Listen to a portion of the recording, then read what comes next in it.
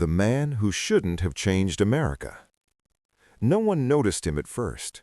That was the strangest part. On a cold March evening in 1907, as panic spread through New York like wildfire, men in tailored suits rushed through the marble halls of banks, shouting orders, moving gold, trying to stop what seemed inevitable, the collapse of the American financial system. And in the middle of it all stood a man no one had planned for. He wasn't a banker, he wasn't a politician, he wasn't even supposed to be there. Yet by the time the sun rose the next morning, his decisions would quietly alter the course of American history. The city was trembling.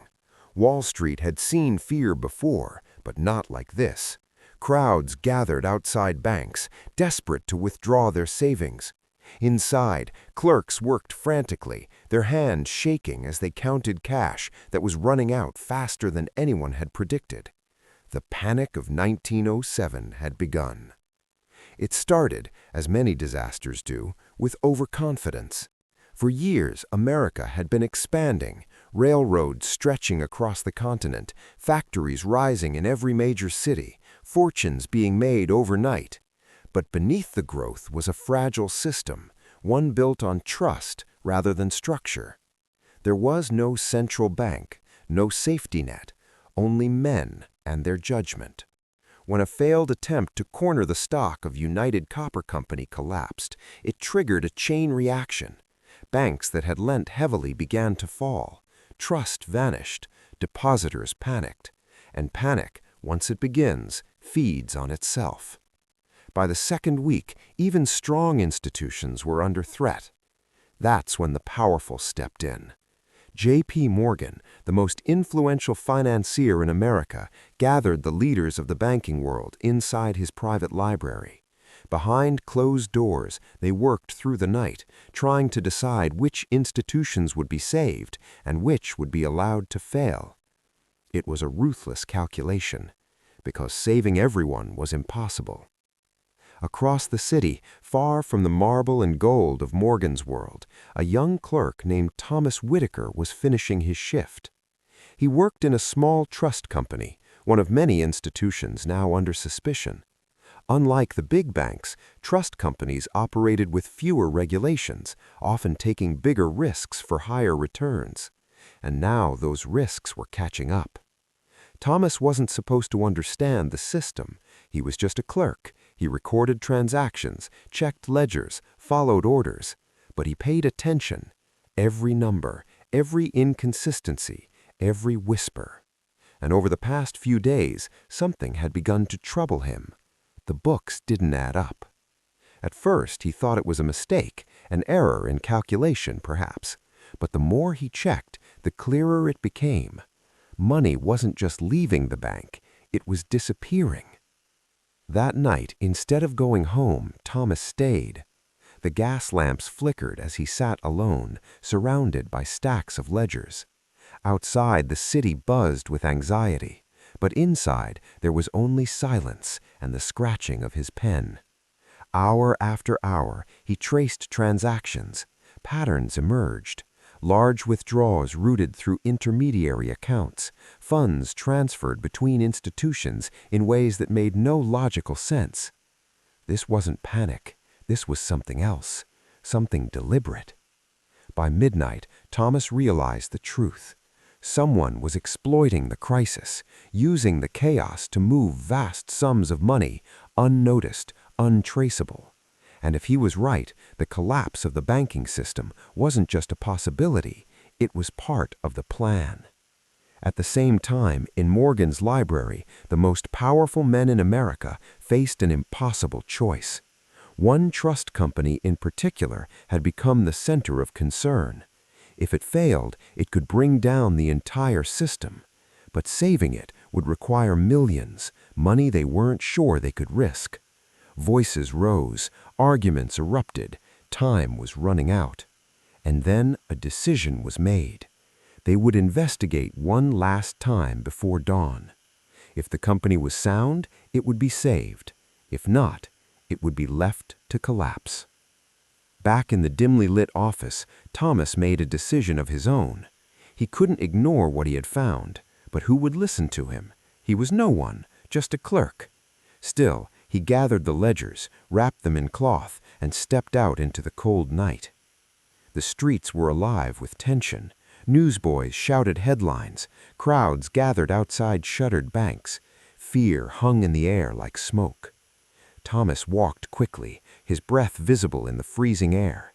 He had only one destination in mind: J.P. Morgan's library. No one expected him to make it past the door.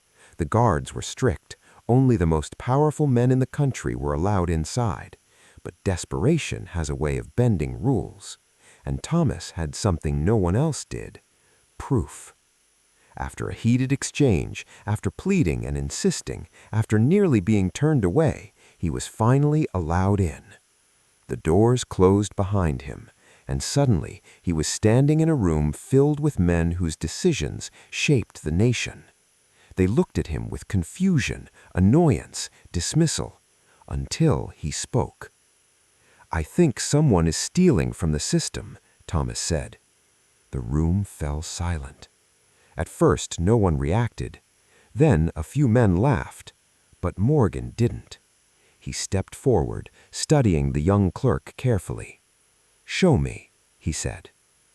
What happened next would never be recorded in official history. The ledgers were examined, questions were asked, patterns confirmed, and slowly the truth emerged. The panic had created the perfect cover. While everyone was focused on survival, someone had been quietly draining money, moving it through failing institutions, masking it as losses, ensuring no one would notice, except one clerk. By dawn, everything had changed. The decision about the trust company was reversed. It would be saved, not because it was strong, but because letting it fail would complete the scheme. Morgan and his allies acted swiftly, injecting funds, stabilizing the system, stopping the collapse. And in doing so, they unknowingly prevented something far worse. As the city calmed, as banks reopened, and panic subsided, Thomas Whitaker returned to his desk. No headlines mentioned him. No records bore his name. To the world, the crisis was solved by powerful men making bold decisions. But the truth was quieter, more fragile, and far more surprising. Because in the end, it wasn't power that saved the system. It was attention. And Thomas, he disappeared back into obscurity. But the consequences of that night would ripple through history. Because the panic of 1907 exposed a dangerous truth.